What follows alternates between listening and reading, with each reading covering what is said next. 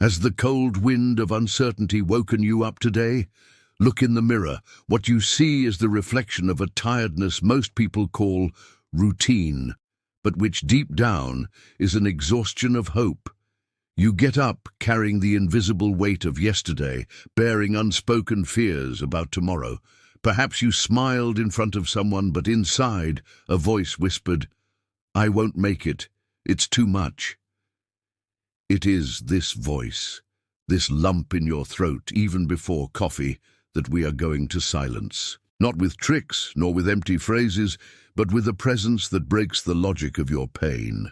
Stay with me.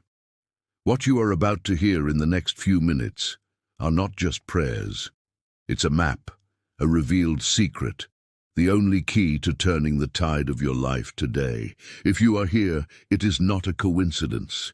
There is a force waiting for you to start anew. What the Bible doesn't openly tell you but leaves between the lines is that faith is not the absence of fear, but the persistence of a heart that, even trembling, decides to stand up. Think about who you were a year ago, the promises you made, the pains that brought you here. You survived. But surviving is not the same as thriving, and it is here in this moment of morning silence that the invisible battle for your soul begins to be won. We will dive into 7 prayers. But the last one is the secret I save for those who truly need to break the cycle of failure and anxiety. It is based on an almost forgotten phrase of Jesus that proves God cares about your dilemma today. The first prayer is the breath of resilience. It is for that moment when your strength is almost nil. You feel like the thin straw that will be carried away by the next gust of wind. Remember Romans 12:12, which reminds us to be joyful in hope, patient in affliction, faithful in prayer. Close your eyes for an instant and feel the difference between asking and declaring. Don't say, "Lord, give me strength." Say, "Father, I am the resilience that flows from your Spirit. The pain I feel is only the weight of the workout, not the limit of my soul. Every step today is an affront to the fear of yesterday. I am not weak. I am a persistent being under construction. May the weight of my history not sink me, but propel me." Notice the power in the change of your voice, in the certainty that begins to be born. The second is the prayer of unexpected forgiveness. You cannot build a firm future on the quicksand of guilt. And I'm not just talking about the guilt others have placed on you, but the one you've imposed on yourself. Repentance that paralyzes us does not come from God. It is the enemy of your hope. In Psalm 51:10 we read, "Create in me a clean heart, O God, and renew a steadfast spirit within me." Let's cry out for purification. God, I surrender to you the file of all my mistakes, failures, and shames from yesterday. I release them. I forgive myself for the person I was when I did not have the light I have today. Clean my mirror. Do not let the memory of my past steal the beauty and potential of my present. Today, I am new, I am clean, I am worthy of your love in spite of everything. Take a deep breath. The weight is lighter now. The third is the prayer of fearless vision, focused on the faith that breaks the cycle of procrastination and indecision. You know what you have to do, but uncertainty creates a fog. You need clarity, that vision that makes you act. Hebrews 11:1 teaches us, "Now faith is confidence in what we hope for and assurance about what we do not see." Cry out, "Father, I open my eyes and my mind to clarity. Dispel the fog of doubt. Where I see obstacles, show me opportunities. Where I feel fear, you give me a plan. I will not walk by sight, I will run by faith. My journey does not depend on what is easy, but on what is possible in you.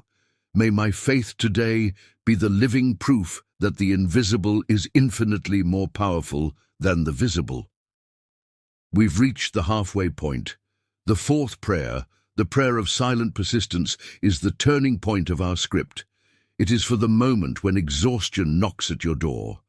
When life tells you stop and the world tells you it's not worth it. Jesus said in Luke 18:1, They should always pray and not give up. This is not a shouted prayer. It is a whisper that moves mountains. Lord, today my heart is my altar. When I am about to give up, remind me of the outcome. I will not stop because I am tired, but because I have reached the end of my ordeal.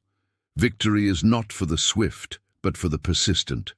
I am the proof that faith, when silent and constant, is the most destructive force against discouragement. I continue. Feel this energy realign within you. Line. The fifth is the prayer of deep connection, which pulls you out of the isolation trap. The deepest pains are those we choose to carry alone, but the grace of God flourishes in community, in empathy. The verse in Ecclesiastes 4:9-10 is a reminder. Two are better than one. If either of them falls down, one can help the other up. Ask for this healing connection. Father, may your love make me a beacon of hope for those in darkness around me. May my pain yesterday be the comfort of someone today. May I not close myself off, but open myself to exchange, to support, to mutual healing. Use me as an instrument of your resilience and your unconditional love. The sixth is the prayer of courage against chaos. For all the moments when the world seems to be falling apart around you, bad news, conflicts, the feeling that you've lost control.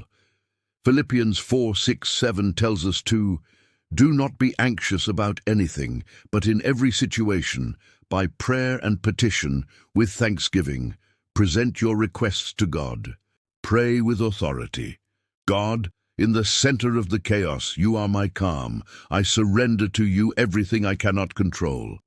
Anxiety is not my master. The peace of your spirit is my guide.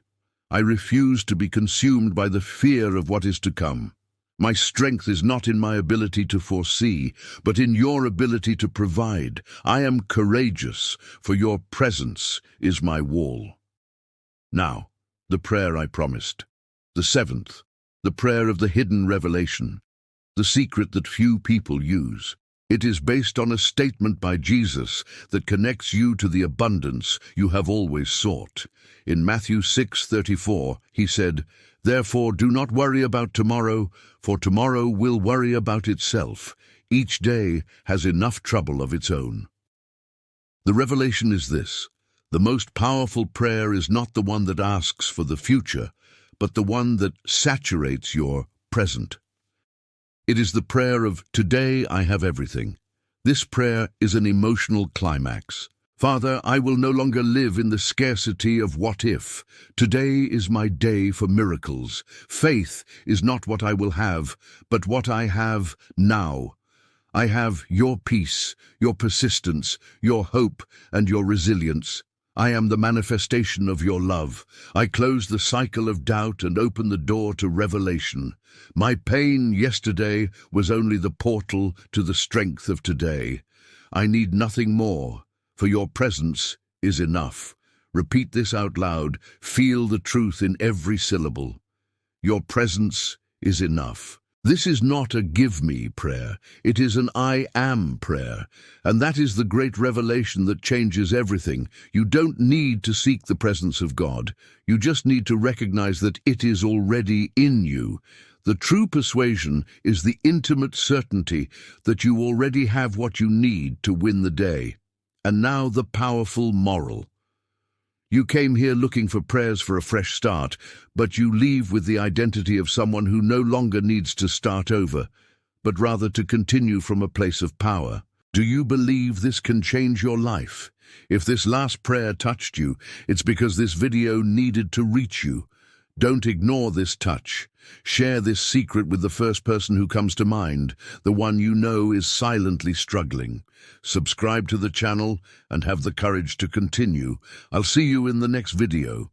Would you like me to translate this text back to Portuguese without the bolding?